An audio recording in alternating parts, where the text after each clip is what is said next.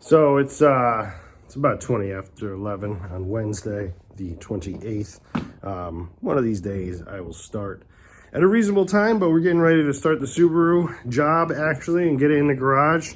Probably still gonna take another hour, you know, like half of the 2 that I planned for yesterday that turned into all day. But I realized I had promised a cold start video of the Trans Am and I never gave it to you. So for the connoisseurs of the cold start, I'll make it up to you. I'll give you a cold start video right now.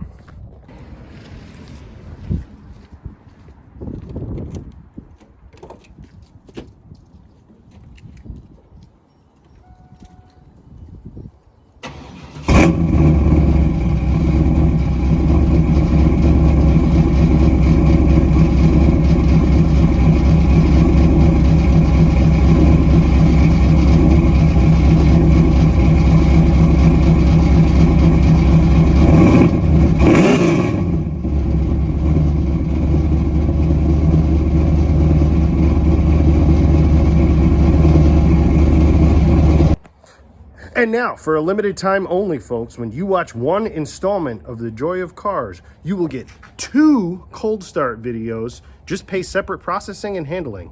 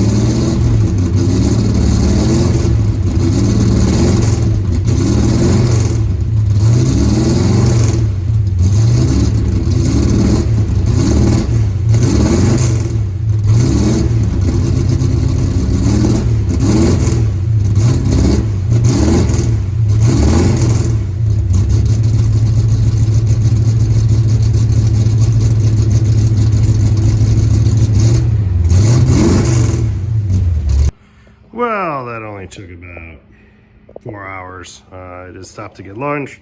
Garage is decently tidy. All that stuff over there will come back over here after I get the motor out, push the car back in. But just showing you as of, you know, no shenanigans. As of 2:30, she still runs. She's going in the garage right now. And you know, I don't really bust my ass for these to pull these motors out, but usually 2 hours, maybe 2.5.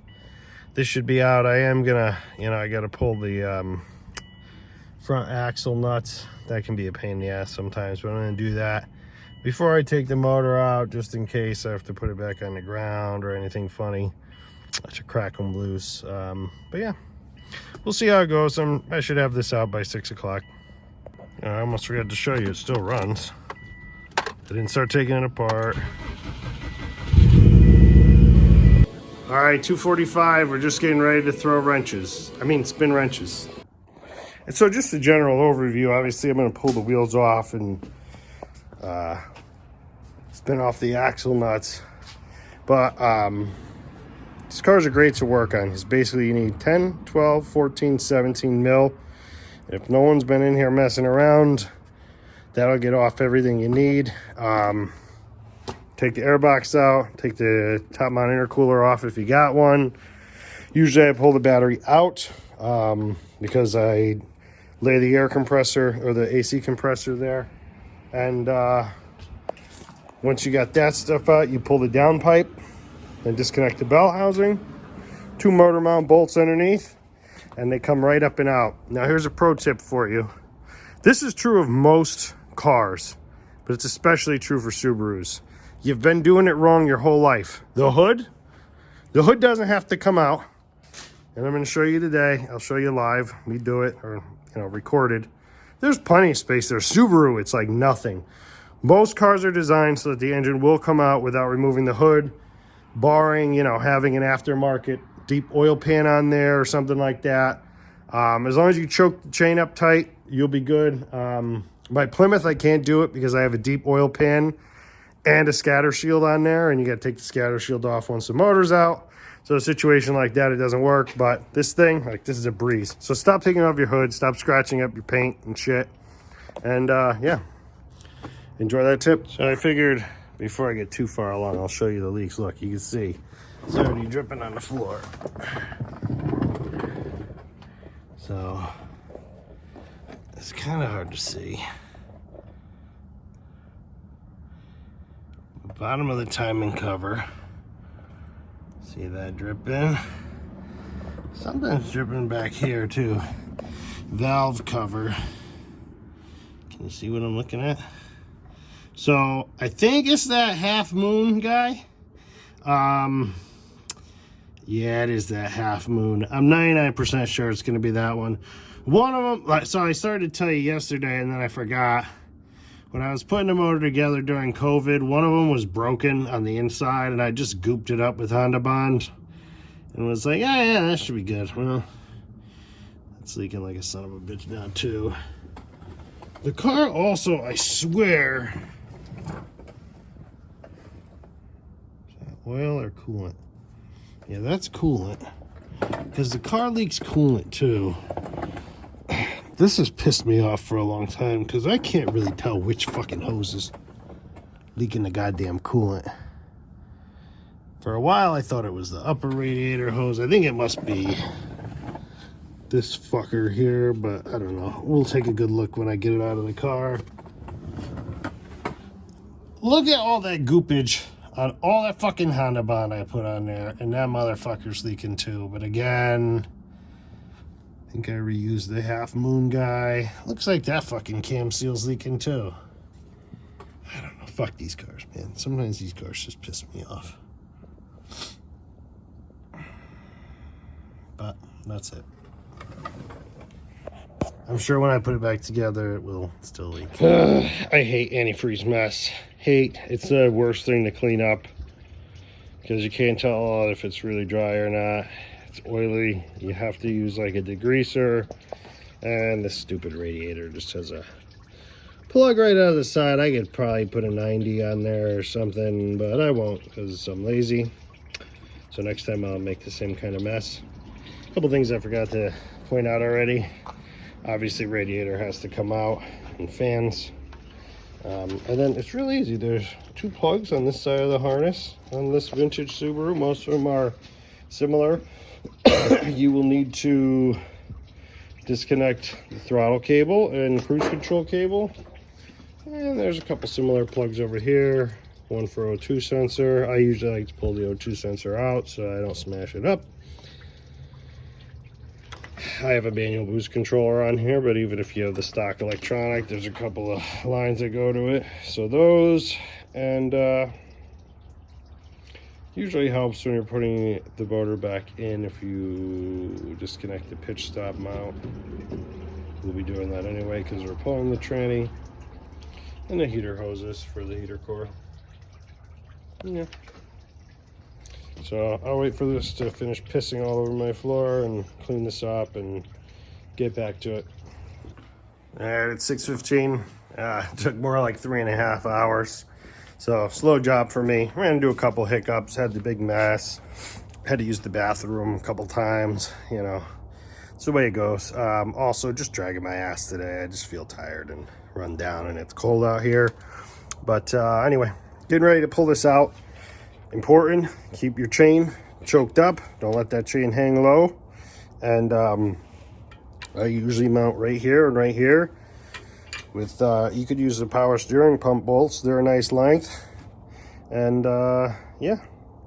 So we're gonna pull this on up out. It's separated. It was a little bit of a pain in the ass. I had an issue when I put this together where it didn't want to go together easy. The turbo wants to grab the bell housing, I think because of the aftermarket cheap eBay up pipe. I'm going to put an OEM up pipe on it. It's the stock diameter, the one that's on there. So I'm just going to put an OEM one on. But anyway, proof's in the pudding. Just going to show you here that it can come out with the hood on.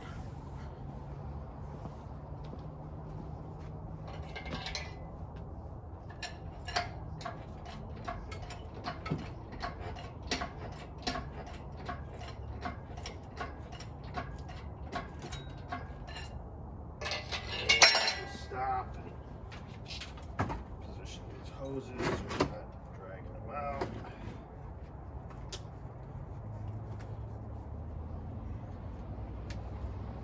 And all clear here.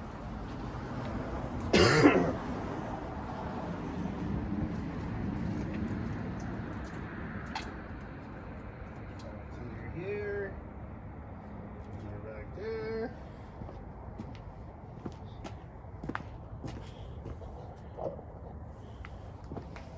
Come right up in there.